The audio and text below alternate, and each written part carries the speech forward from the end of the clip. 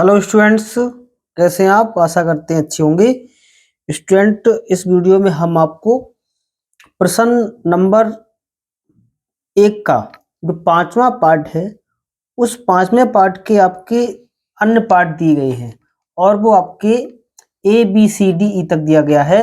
तो अब उन हम सारे पार्टों को इस वीडियो में हल करेंगे, है ना। तो आप जो है वीडियो में बने रहें और फिर आपको इस वीडियो के अंत तक आपको बड़ा आनंद आएगा। देखिए, सबसे पहले हमने यहाँ पर जो निर्देश दे रखा है, प्रश्न नंबर 1 का 5 में किसी विशेष समय पर किसी नगर के निवासियों के समुच्चय में निम्नलिखित संबंध आर, और आर में एक हमें रिलेशन दे रखा है। रिलेशन इस प्रकार से है कि R equal to x comma y such that x तथा वाई एक ही स्थान पर कार्य करते हैं। अब स्टूडेंट, यहां पर हमें दिया गया है कि एक्स तथा वाई एक ही स्थान पर कार्य करते हैं। तो अब हमें ये देखना है कि ये संबंध सुतुल्य होगा, सम्मित है या फिर संक्रामक है ना। इन तीनों में से जो कंडीशन बनेगी वो क्या क्या बनेगी। तो सबसे पहले हम देखते हैं स्वतुल्य के लिए, राइट। स्वतुल्य संबंध। अब स्टूडेंट, स्वतुल्य संबंध जो होता है वो क्या होता है? ठीक है, तो हम जानते हैं कि स्वतुल्य संबंध में स्वयं का रिलेशन स्वयं से ही होना चाहिए, है ना।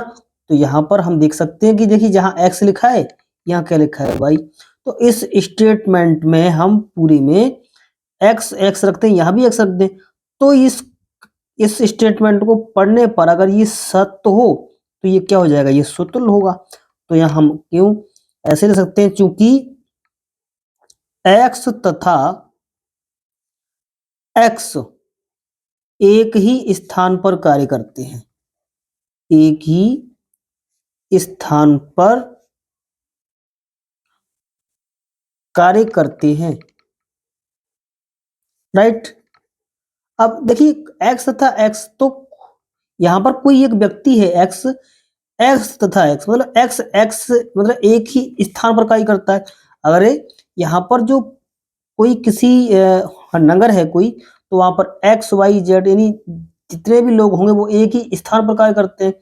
तो उस स्थान पर रहने वाला जो व्यक्ति है, तो वो तो वहीं रह ही रहा है। इसका मतलब है वो खुद ही उसी जगह पर कार्य करता है। इसका मतलब एक्स का रिलेशन एक्स से है। तो हम यहाँ पर कह सकते हैं कि इसलिए कि x comma x relation to R, है ना। इसका मतलब हम कह सकते हैं कि अतः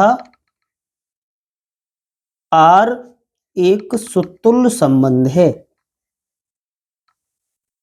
सुतुल्य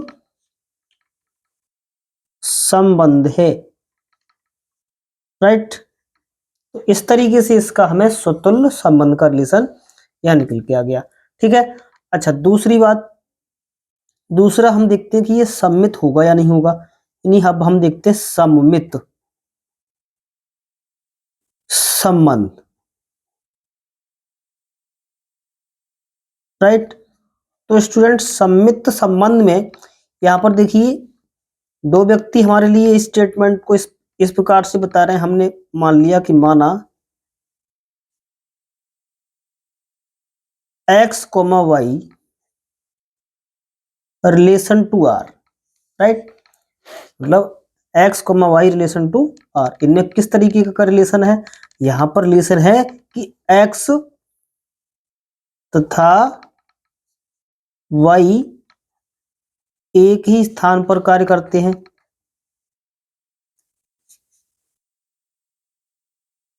एक ही स्थान पर कार्य करते हैं, राइट। अब स्टूडेंट, यहां पर जब एक्स तथा वाई मतलब एक्स कोमा वाई लिखा था, तो रिलेशन आया कि एक्स तथा वाई एक ही स्थान पर कार्य करते हैं। अब स्टूडेंट, इस स्टेटमेंट को हम उल्टा करें, मतलब एक्स की जगह वाई कर दें और वाई की जगह एक्स कर दें, तो इस स्टेटमेंट को पढ़ें तो क्या ये रिलेशन सत्य होगा? तो हम यहां पर ले सकते हैं कैसे, इस इम्प्लाइड वाई तथा एक्स एक ही स्थान पर कार्य करते हैं,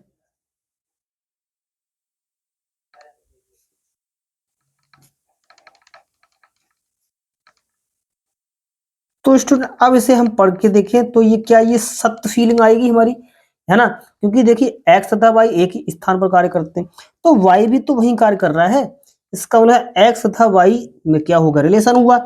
यहाँ पर एक्स और वाई में रिलेशन है तो वाई और एक्स में भी रिलेशन होगा, है ना, क्योंकि एक्स तथा वाई और वाई तथा एक्स एक ही बात होगी, है ना, क्योंकि एक ही स्थान पर रह रहे हैं, और यहाँ पर साफ साफ लिखा है कि एक्स तथा वाई एक ही स्थान पर कार्य करते हैं, है ना, और वो एक ही नगर में रह रहे हैं, तो इसका मतलब दोनों उसी जगह पर एक ही जगह पर कार्य करते हैं, तो हम कह सकते हैं कि इसलिए y, x relation to r, right. तो हम आगे लिख दें कि अतः r एक सममित संबंध है, सममित संबंध है, राइट। अब आर सममित भी हो गया स्टूडेंट। अब हम तीसरी कंडीशन देखते हैं इसकी संक्रामक के लिए स्टूडेंट, संक्रामक। अब संक्रामक के लिए स्टूडेंट कितना, हम कितने अवयव लेते हैं, यहाँ पर 3 अवयव लेते हैं। किस तरीके से, हम ऐसे कह सकते हैं कि माना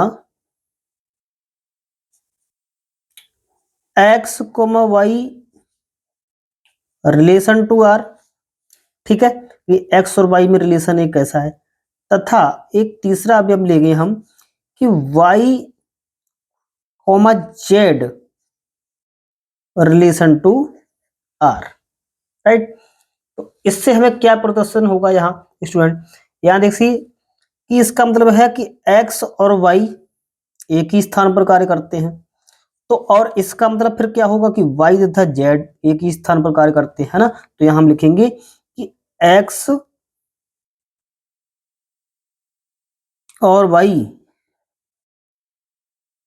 एक ही स्थान पर कार्य करते हैं, एक ही स्थान पर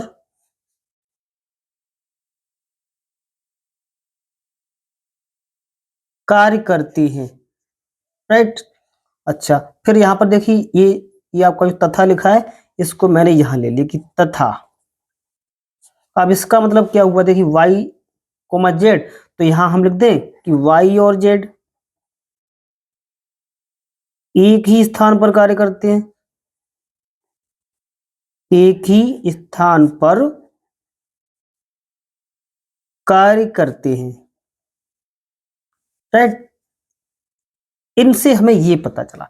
अब देखिए, अब x और z के लिए हम यहाँ देखते हैं, देखिए y और y को यहाँ अगर हम इसके छुपाएं तो x और z में क्या आएगा, देखिए x और z भी तो एक ही स्थान पर कार्य करेंगे, है ना, क्योंकि हमें रिलेशन किस में लाना है, x और z में लेना है, तो यहाँ पर हमारा ये भी निकल के आएगा कि ये जो प्रदर्शित करेगा दिस इम्प्लाई दैट कि x और z एक ही स्थान पर कार्य करते हैं, एक ही स्थान पर कार्य करते हैं। तो स्टूडेंट यहां पर जब x और z एक ही स्थान पर कार्य करते हैं तो इसको हम इसलिए ऐसे भी तो ले सकते हैं कि x, z relation to r, इसका मतलब x और z का रिलेशन है ना यहाँ पर, तो हम कह सकते हैं कि अतः r एक संक्रामक संबंध है, संक्रामक संबंध है। तो यहां तक हमने इसको स्टूडेंट, ये आपका प्रश्न नंबर एक का जो आपका 5वां पार्ट था उसका हमने ए पार्ट यहां पर हल किया, ठीक है। अब स्टूडेंट बी पार्ट हमें कुछ इसका इस प्रकार से दिया है कि r equal to x comma y such that, मतलब इस प्रकार है कि x और y एक ही मोहल्ले में रहते हैं। तो स्टूडेंट अब ये भी आपका प्रश्न बिल्कुल वैसा ही है जो अभी हम अपने लोगों ने यहाँ पर हल किया था, क्योंकि देखिए इसे हम अगर स्वतुल्य देखेंगे, सबसे पहले क्या देखेंगे इसके लिए, स्वतुल्य, राइट। तो स्वतुल्य के लिए स्वतुल्य संबंध के लिए अगर हम स्टूडेंट यहाँ देखें तो देखिए एक्स और वाई एक ही मोहल्ले में रहते हैं और ये दोनों एक ही जगह पर जब रहते हैं तो देखिए एक्स तो वहीं रहता है ना, उसी जगह पर रह रहा है। तो यहां पर इसे हम ऐसे लिखेंगे, क्योंकि एक्स और एक्स मतलब दोनों जगह अगर हम यहाँ एक्स रख दें, यहाँ भी एक्स रख दें, एक्स और एक्स एक ही मोहल्ले में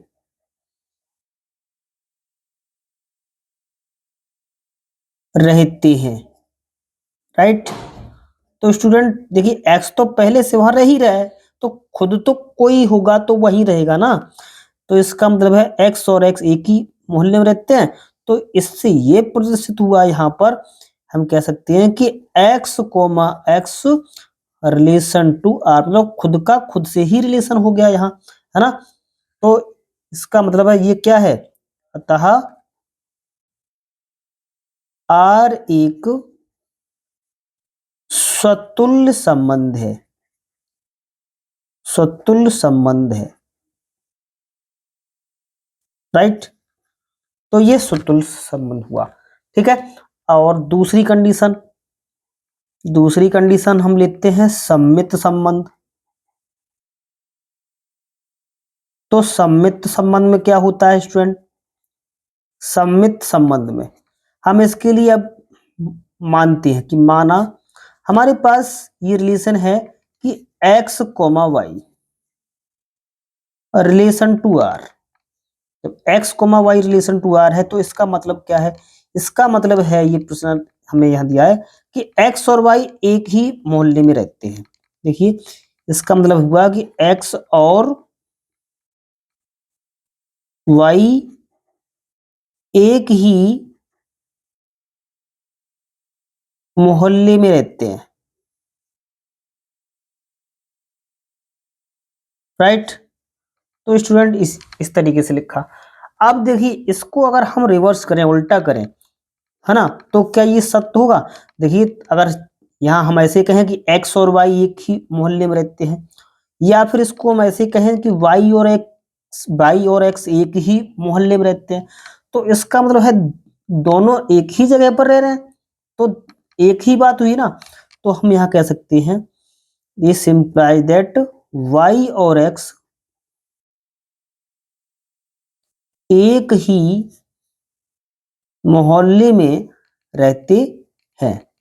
इसका मतलब हुआ कि ये बात बिल्कुल सत्य हो रही है कि एक्स और वाई एक ही मोहल्ले में रहते हैं, तो वाई और एक्स भी एक ही मोहल्ले में रहते हैं। तो यहाँ हम कह सकते हैं कि इसलिए कि Y comma x relation to R, right, यानी Y comma X belongs to R. जब ये बात सत्य हो गई तो हम कह सकते हैं कि अतः आर एक सममित संबंध है। कैसा स्टूडेंट, सममित संबंध है, ये बात पक्की हो गई, ठीक है। अब हम देखते हैं स्टूडेंट तीसरी बात के लिए, राइट। अब तीसरी बात क्या है हमारी, तीसरी बात होती है संक्रामक के लिए, ठीक। तो संक्रामक में भी हम मानते हैं कि माना x comma Y relation to R तथा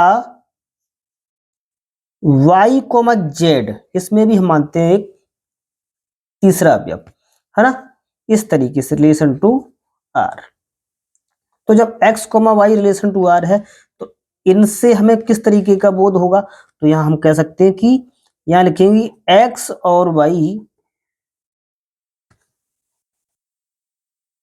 एक ही मोहल्ले में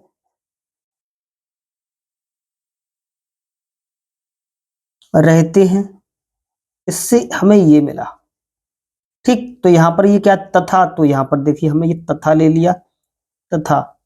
तो देखिए यहां से y कोमा जेड है, ये एक रिलेशन है, तो यहां पर हम क्या लिखेंगे कि y और z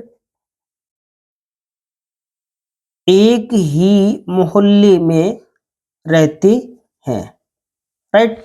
तो इससे हमें यही मतलब ये बोध हुआ। अब स्टूडेंट यहाँ देखिए y और y को अगर हम कट करें तो x और z भी तो यही बात कहेगा। यहाँ क्या कहेगा कि दिस इंप्लाइज दैट x और z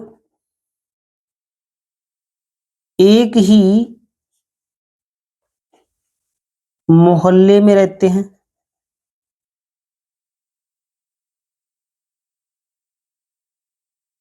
राइट।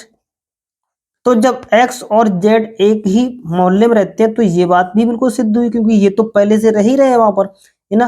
तो हम कहेंगे यहां से इसलिए कि x comma z belongs to R, है ना। तो इसका मतलब हुआ अतः आर एक संक्रामक संबंध है।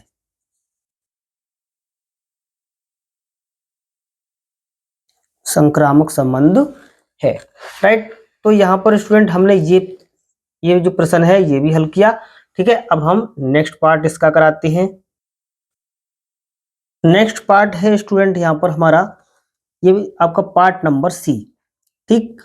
अब इस पार्ट में हमसे कह रहा है कि जो रिलेशन दिया है वो रिलेशन इस प्रकार से है कि x comma y such that, मतलब इस प्रकार से है कि x y से ठीक ठीक 7 सेंटीमीटर अधिक लंबा है।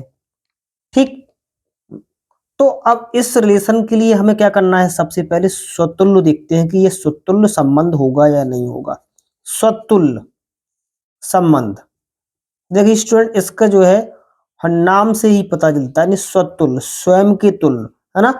तो सबसे पहले यहां हम देखते हैं, देखिए x कोमा वाई, यहाँ पर दो व्यक्ति हैं कि x y से ठीक ठीक 7 सेंटीमीटर अधिक लंबा है, ये तो बात ठीक है। अच्छा, स्वतुल्य के लिए खुद से खुद का ही रिलेशन होना चाहिए, है ना। तो यहां पर ये स्वतुल्य तो होगा नहीं। ये क्यों नहीं होगा, क्योंकि हम जानते हैं कि अगर एक कोई व्यक्ति है तो खुद से 7 सेंटीमीटर लंबा कैसे हो सकता है, ये तो असंभव है ना। तो हम यहां कैसे लिखेंगे, यह स्वतुल्य संबंध नहीं है, यह स्वतुल्य संबंध नहीं है। ठीक है, ये क्यों नहीं है, क्योंकि x x से मतलब x से 7 सेंटीमीटर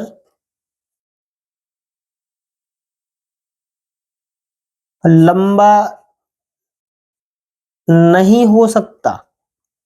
मतलब कोई खुद से, है ना, जैसे यहाँ तो x है, जैसे हम अपनी ही बात करें तो हम खुद से 7 सेंटीमीटर अधिक लंबे कैसे हो जाएंगे।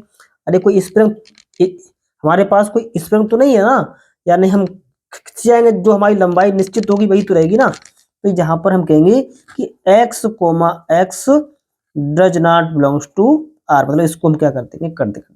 यहाँ पर हमने ये लिख दिया कि यह सुतुल्य संबंध नहीं है।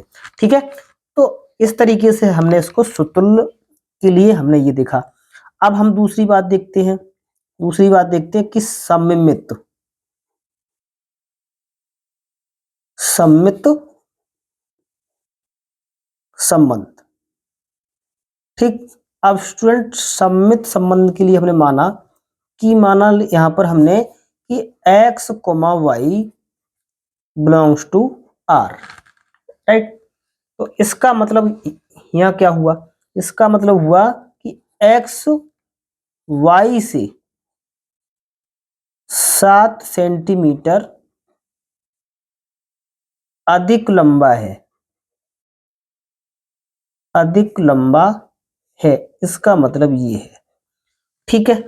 अच्छा, यहां पर देखिए ये दो व्यक्ति हैं, कह रहा है कि एक्स वाई से 7 सेंटीमीटर अधिक लंबा है। तो स्टूडेंट अब एक मेरी बात बात सुने, यहां पर हमारे पास कोई एक व्यक्ति है, माना कि ये व्यक्ति कोई एक एक्स नाम का एक कोई व्यक्ति है ये।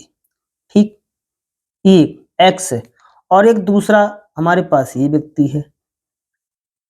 ठीक है, अब मान लिया कि ये एक्स है और ये वाई है।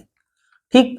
अब वो हमसे कह रहा है कि x y से 7 सेंटीमीटर क्या है अधिक लंबा, मतलब ये जो x है वो इस y से 7 सेंटीमीटर का है अधिक लंबा है, मतलब x की लंबाई जो है वो y से कितनी 7 सेंटीमीटर अधिक लंबी है। अगर हम इसको उल्टा करें, है ना, अगर हम इसको उल्टा करें, रिवर्स करें, तो क्या ये बात सिद्ध हो जाएगी? अगर हम कहें कि ये कहें कि y यहाँ ले आए, अब ये x को यहाँ ले आए, अब इसको हम क्या कहेंगे कि y x से 7 सेंटीमीटर अधिक लंबा हो जाएगा क्या? नहीं होगा ना।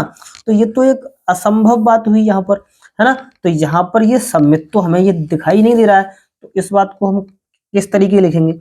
यहाँ पे लिखेंगे कि यहाँ पर ये प्रदर्शित हो रहा है चूंकि y x से, देखिए यहाँ क्या है, x y से 7 सेंटीमीटर अधिक लंबा है, तो y x से क्या होगा 7 सेंटीमीटर छोटा ही तो होगा, 7 सेंटीमीटर छोटा है, छोटा है, मतलब ये बात यहां सिद्ध नहीं होगी, है ना।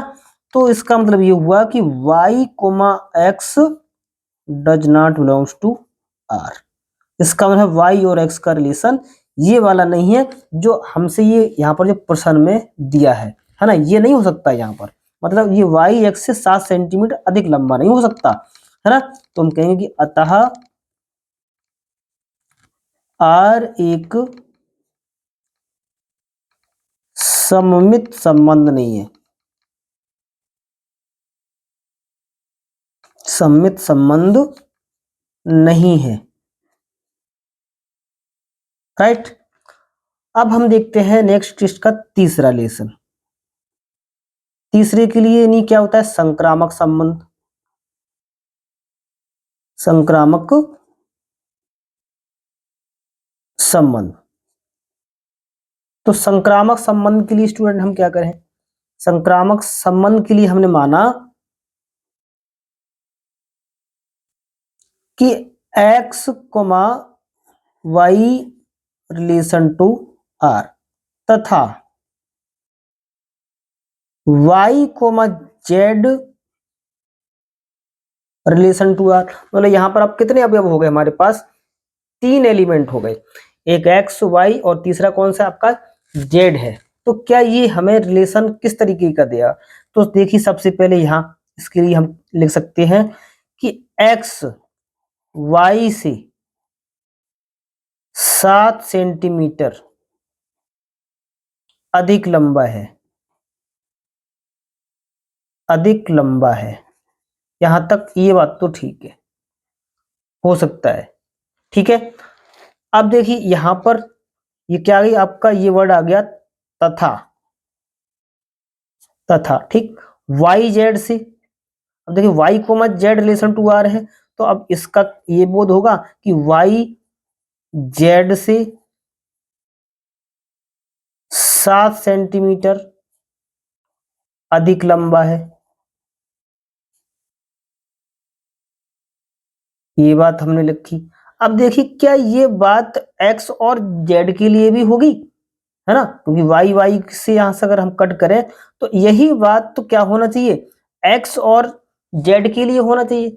तो अब यहां हम स्टूडेंट देखते हैं, देखिए हमारे पास कितने अवयव है, यहां पर हमारे पास 3 लोग हैं। देखिए एक तो मान लिया कि ये x है, ठीक है, मान लिया कि ये x है, और अगला है हमारा, ये मान लिया कि हमारे पास है y, ठीक है, थोड़ा इसको हम बड़ा बना देते हैं, ठीक है, राइट। ये हमारा ये x हो गया, ये y हो गया, और ये हो गया हमारा z, ठीक। तो देखिए स्टूडेंट, देखिए x y से, ये मान लिया हमने y, ये मान लिया हमने क्या z, तीसरा वाला बंदा, ठीक। यहां पर हमारे कितने लोग हैं, 3 लोग हैं। देखिए x y से, है ना, मतलब यहाँ यानी x जो है y से 7 सेंटीमीटर क्या है लंबा है, मतलब इस वाली y से जो x है वो क्या है 7 सेंटीमीटर लंबा है, ठीक। अच्छा, फिर y और z में रिलेशन क्या है, y और z में रिलेशन है कि y जो है ना, y है वो z से कितना है 7 सेंटीमीटर लंबा है, ठीक। तो अब स्टूडेंट यहां देखिए, इसको अगर हम हल करें तो देखिए y, सॉरी, यहाँ पर x और z में रिलेशन क्या आएगा, देखिए x और z में, देखिए x बराबर कितना हो जाएगा, यहाँ पर देखिए y की जगह आ जाएगा z+7, z+7, और ये z आपका पहले से लिखा हुआ है ये 7। अब देखिए ये z और 7 और 7 कितना हुआ आपका 14 हुआ, तो x बराबर कितना होगा, ये हुआ आपका z+14। तो अब स्टूडेंट यहाँ ये देखिए कि x और z में क्या ये रिलेशन आ रहा है, यहाँ तो देखिए x z से कितना हुआ 14 सेंटीमीटर और ज्यादा लंबा हो गया है ना, तो ये बात तो नहीं आ रही है ना। तो यहाँ हम कैसे लिखेंगे, यहाँ लिख सकते हैं कि दिस इंप्लाई दैट कि x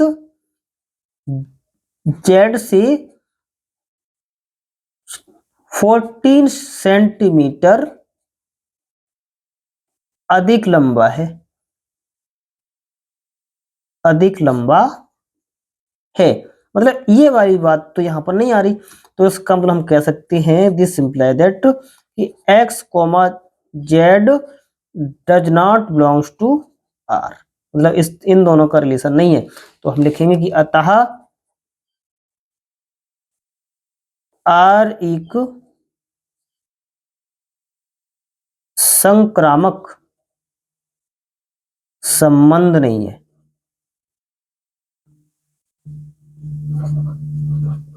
नहीं है, राइट। तो इस तरीके से हमने यहाँ पर सी पार्ट भी हल कर दिया। उम्मीद करते हैं आपको यहाँ तक बड़ी आसान से समझ में आया होगा, कोई भी आपको दिक्कत नहीं हुई होगी, है ना। अब हम इसका नेक्स्ट पार्ट हल कराते हैं। अब स्टूडेंट हमारे पास प्रश्न नंबर डी पार्ट है, आपका प्रश्न 1 का डी पार्ट, ठीक है। यहाँ हमें दे रखा है कि r equal to x, y such that x, y मतलब x y की पत्नी है। रिलेशन में हमें किस तरीके से दिया है कि x y की पत्नी है। तो स्टूडेंट कुछ आपको ऐसा बोध हो रहा है कि यहाँ पर y क्या है, पुरुष है, और x कौन है, एक महिला है। तो यहाँ पर x कौन है, x y की पत्नी है, तो y तो एक तरीके से क्या हुआ, यहाँ पर पुरुष हुआ, तो x कौन है, यहाँ पर पत्नी हुई, ठीक है। तो यहाँ पर ये सबसे पहली बात हम देखते हैं स्वतुल्य किस तरीके से मिलेगा, यानी स्वतुल्य संबंध, क्या कोई रिलेशन इससे मिलेगा। तो आइए स्टूडेंट अब हम देखते हैं, जैसे देखिए x की पत्नी नहीं हो सकती, या नहीं हो सकता, नहीं हो सकता, x कोई भी हो, x की पत्नी नहीं हो सकता, ऐसा मैंने यहां इसलिए लिखा स्टूडेंट क्योंकि x तो पहले ही से पत्नी है, मतलब x की आपकी महिला है यहाँ पर कोई, तो x की पत्नी नहीं हो सकती, कोई खुद से ही रिलेशन अगर निकालेगा तो खुद कोई पत्नी है तो खुद की पत्नी कैसे हो सकती है ना। तो इसलिए इसका मतलब ये रिलेशन नहीं है। तो हम कहेंगे कि दिस इंप्लाई दैट कि x, x does not belongs to r, मतलब ये रिलेशन नहीं है। तो हम लिखेंगे कि अतः r स्वतुल्य संबंध नहीं है, स्वतुल्य संबंध नहीं है, राइट। यहां तक कोई डाउट स्टूडेंट। अब हम देखते हैं इसका दूसरा पार्ट, दूसरा मतलब सम्मित संबंध, सम्मित संबंध। अब सम्मित संबंध के लिए स्टूडेंट हम क्या करते हैं, यहां पर मानते हैं, माना कि x, y relation to r, ठीक है स्टूडेंट। इस तरीके से कि x, y relation to r, इसका मतलब क्या हुआ कि x y की पत्नी है, x y की पत्नी है, ठीक। तो अब देखिए स्टूडेंट यहां पर x कौन है, एक तरीके से महिला है और वाई कौन है, एक तरीके से पुरुष है। तो अगर मैं इसको उल्टा करूं तो क्या ये रिलेशन हो जाएगा, ये पत्नी वाला, है ना, ये नहीं हो सकता ना। तो हम क्या यहाँ पर लिखेंगे कि y और x में रिलेशन अगर यहाँ उल्टा करके निकालेंगे, y x की पत्नी नहीं हो सकता, y x की पत्नी नहीं हो सकता,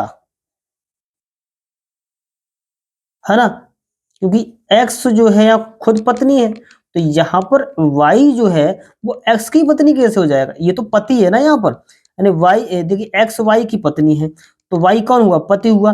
अब यहाँ क्या होगा, अगर इससे रिलेशन को अगर हम देखें, है ना, तो यहाँ हम ये लिखेंगे कि y x की पत्नी नहीं हो सकता, ठीक है, क्योंकि यहाँ पर ये पुरुष है, तो पुरुष पत्नी कैसे हो जाएगा, है ना। तो इस तरीके से हम कहेंगे कि इसलिए y, x does not belongs to R, अतः R एक सममित संबंध नहीं है, ठीक है। तो स्टूडेंट अब तक तो ना तो ये सुतुल्य हुआ है और ना ये सम्मित हुआ है। अब हम देखते हैं नेक्स्ट बात, तो संक्रामक के लिए, ठीक है। तो इस तरीके से हम देखते हैं संक्रामक, कौन सा, संक्रामक संबंध।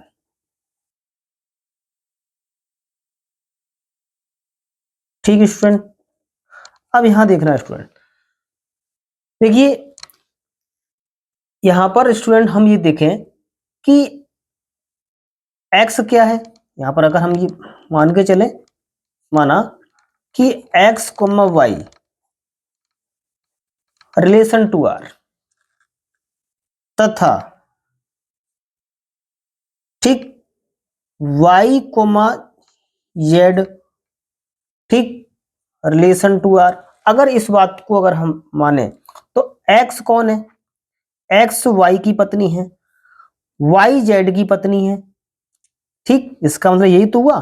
देखिए x y की पत्नी है तो y कौन है, एक तरीके से पुरुष है, और यहां पर ये कौन हो रही, देखिए यहां पर y क्या हो रहा है, यहां पर y हो रहा है पुरुष, ठीक, और वही रिलेशन फिर यहां आ जाए, ठीक, तो यहां पुरुष हो रहा है। अगर इसको हम इस तरीके से रिलेशन माने यहां पर, है ना, कि कह रहा है कि एक्स वाई की पत्नी है, ठीक है, तो वही बात अगर मैं यहां लेके आऊं, यहाँ ये पुरुष है वाई, लेकिन यहाँ ये वाई एक तरीके से महिला हो रहा है, ठीक, तो यहाँ पुरुष है यहाँ महिला हो गया, क्या ये एक संभव है, यहाँ पर ये वाला कॉम्बिनेशन नहीं बनेगा, है ना। तो ये किस तरीके से, ये बात जो है हम लिख सकते हैं यहाँ असंभव, ठीक है स्टूडेंट, असंभव है, मतलब इस तरीके का यहाँ पर कोई भी हमारा ये पेयर नहीं बनेगा। तो स्टूडेंट आपको याद हो, इस तरीके का अगर हमारा कोई पेयर नहीं बनता है तो उसको हमने कहा था कि उसको हम फिर संक्रामक मानते हैं, उसको हम पास करते हैं, राइट, क्योंकि यहाँ पर कोई हमें आगे वाला रिलेशन दिख ही नहीं रहा है, मतलब ये तो एक असंभव है, माने यहाँ पर ये तो आपको ये बता दिया करके, लेकिन ये कैसा है, ये असंभव है, ठीक है, ये आपका कॉम्बिनेशन नहीं बनेगा ये वाला, ठीक है, ये नहीं बनेगा, ठीक है, केवल इतना बन सकता है कि एक्स वाई की पत्नी है, ये तो हो सकता है, लेकिन अगली कंडीशन ये वाली आपकी नहीं बनेगी, है ना। जब नहीं बनेगी तो इसको हम पास करते जाएंगे, तो पास करते जाएंगे तो हम कहेंगे कि अतः यह एक संक्रामक संबंध है, कैसा है, संक्रामक संबंध है।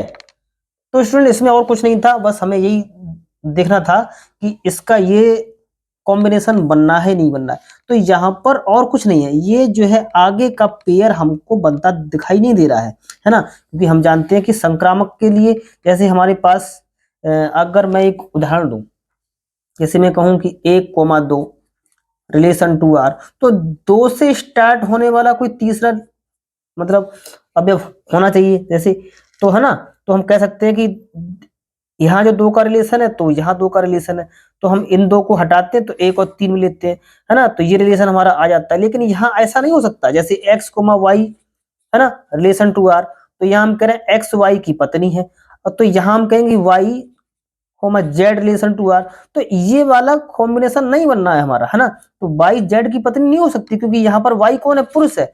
तो इस तरीके से इसे हम क्या कहेंगे, फिर संक्रामक संबंध कहेंगे। ठीक है, तो स्टूडेंट ये वाला भी हमने आपको ये पार्ट हल करा दिया, और ये भी आसान था, कठिन नहीं है, एक बार इसको रिवाइज करेंगे आपको बहुत ही आसान लगेगा। अब हमारे पास ई पार्ट है स्टूडेंट। अब ई पार्ट का जो रिलेशन हमें दे रखा है ये भी बहुत आसान है। ठीक है, एक बार आप जो है इसको सुने अच्छे से। यहाँ हमें जो रिलेशन दे रखा है कि r equal to x comma y such that x y के पिता हैं, मतलब x और y में एक ऐसा रिलेशन है बच्चों कि x जो है वो y के पिता है। तो अब हम सबसे पहले इसके लिए हम देखते हैं स्वतुल्य संबंध। स्वतुल्य संबंध देखते हैं। तो स्टूडेंट स्वतुल्य संबंध के लिए हम यहाँ पर देखिए दोनों जगह x x रख के देखते हैं। अगर यहाँ भी x है यहाँ भी x है, तो x x रखने पर ये वाली बात बिल्कुल ठीक हो, जो स्टेटमेंट दे रखा है वो सत्य माना जाए, तो ये रिलेशन हो सकता है। तो यहाँ हम देखिए लिखेंगे, देखिए x यहाँ रखेंगे, x यहाँ रखेंगे, तो x x के पिता हैं, क्या ये संभव है? ये संभव नहीं है। तो x x का पिता नहीं हो सकता, मतलब कोई खुद का कोई पिता नहीं हो सकता, है ना। तो यहां हम कैसे लिखेंगे, x x का पिता नहीं हो सकता। ये क्या बात हुई, x x का पिता नहीं हो सकता, तो इसका मतलब यही तो हुआ फिर कि x comma x does not belongs to r, मतलब ये संबंध नहीं है। तो हम कहेंगे कि अतः r एक स्वतुल्य संबंध नहीं है, स्वतुल्य संबंध नहीं है। यानी ये तो हमने बड़ी आसानी से निकाल लिया कि सर ये स्वतुल्य तो है नहीं। ठीक है, क्योंकि यहाँ पर कोई खुद का पिता तो नहीं हो सकता ना। तो अब देखते हैं हम दूसरे के लिए हम देखते हैं सम्मित संबंध। कौन सा? सममित संबंध। अब सम्मित संबंध के लिए स्टूडेंट हम मानते हैं, माना x comma Y relation to r। ठीक है स्टूडेंट, तो इसका मतलब क्या हुआ कि x y के पिता हैं।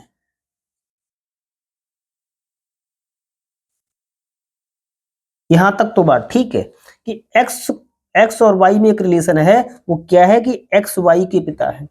अब स्टूडेंट यहां देखो, रिवर्स करके देखें तो देखिए x कौन है, यहां पर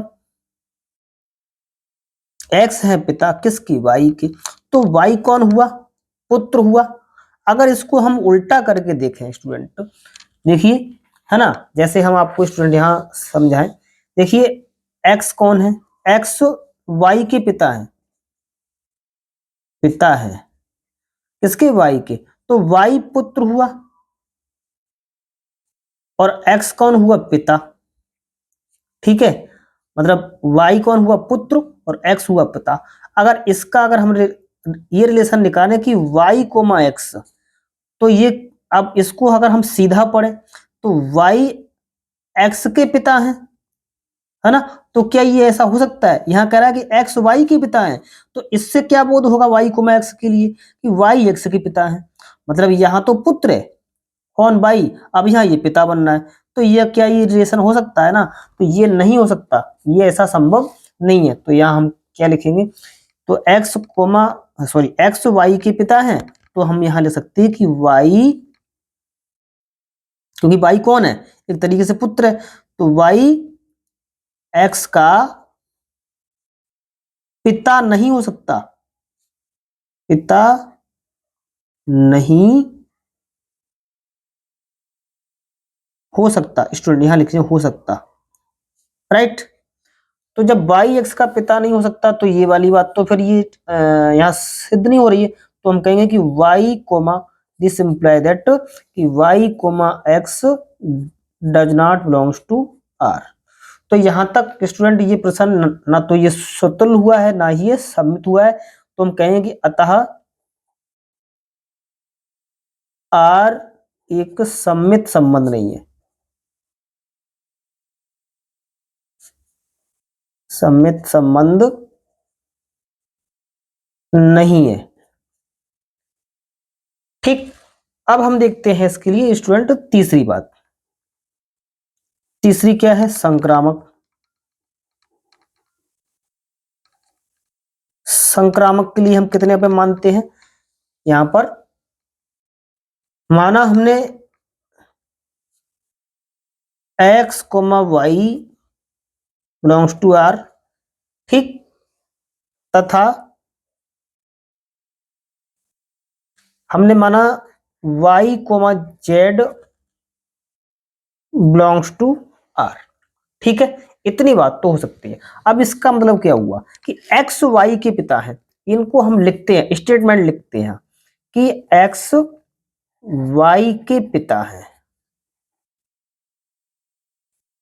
ये तो बात ठीक है, हो सकते हैं कि x y के पिता है। अब यहां पर स्टूडेंट लिखा है तथा, तो हमने लगा दिया यहां पर तथा इस वाले वर्ड के लिए। अब यहां कह रहा है कि y z के पिता होंगे फिर, है ना। इसका मतलब है कि y z के पिता हैं। अब ये बात हम ये देखते हैं कि x z के पिता हो सकते हैं क्या? इन x कोमा z रिलेशन हो सकता है क्या? क्योंकि x और z का रिलेशन यही निकल के आना चाहिए जो कि ये उपरोक्त में आ रहा है, इनमें आ रहा है, ठीक है। तो यहां हम देखो स्टूडेंट उदाहरण के तरीके से आपको ये समझाते हैं, है ना। देखिए हमारे पास कितने अवयव हैं, कितने लोग हैं? 3 लोग हैं, ठीक है। माना कि एक लोग ये है, दूसरा लोग हमारा ये है और तीसरा हमारा ये है। यहाँ है एक्स वाई और जेड, ठीक है। तो देखिए एक्स कह रहा है कि एक्स वाई के पिता है, मतलब ये वाला जो एक्स है वो किसके पिता है? वाई के, ठीक। तो वाई कौन हुआ? पुत्र हुआ, ठीक है। फिर दूसरी बात हम इनमें निकालें वाई और जेड में, ठीक है, कि वाई जेड के पिता हैं, ठीक है, इस तरीके से। तो एक्स और जेड क्या पिता पुत्र हो सकते हैं? ये तो कौन हुए, है ना। ये तो फिर क्या हुआ? ये तो ये इसका नाती हुआ, ठीक है। जेड कौन हुआ? ये तो नाती हुआ, मतलब ये दादा होगा फिर एक्स, है ना। तो इस तरीके से ये एक यहां पर संबंध नहीं होगा। तो हम यहां पर क्या लिखेंगे कि दिस इंप्लाई दैट, यहां ऐसे लिखेंगे परंतु एक्स जेड के पिता नहीं हो सकते, नहीं हो सकते, राइट।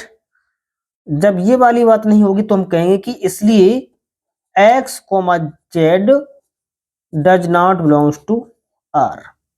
तो स्टूडेंट यहां पर हम कहेंगे कि अतः आर एक